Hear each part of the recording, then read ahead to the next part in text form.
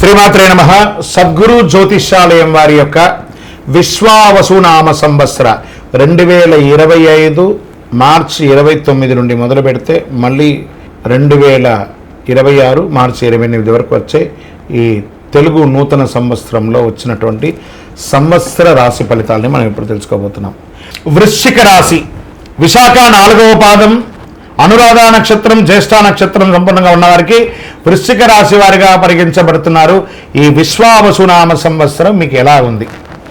ఈ వృశ్చిక రాశి వారిని ముట్టుకుంటే ఈ అర్ధాష్టమ శనిలో వాళ్ళు నలిగి నలిగి నలిగి నలిగి భగవంతుడా ఇది ఏంట్రా మా కష్టం ఇదేంటి అని అనుభవిస్తున్న మీకు ఈ ఉగాది రోజు నుండి విముక్తి, అర్ధాష్టమ శని నుండి విముక్తి పొందుతున్నారు.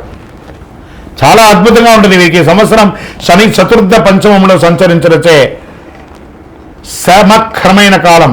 అనేక సమస్యలు వచ్చిన, విశేషించి కలత్రపీడ, ఆస్తి కోల్పోవటం జరిగింది, శారీరక మానసిక శ్రమ, స్వస్థహాని, సంతానానికి ఇబ్బందులు కలిగినవన్నీ కూడా అన్నీ తొలగిపోతుంది.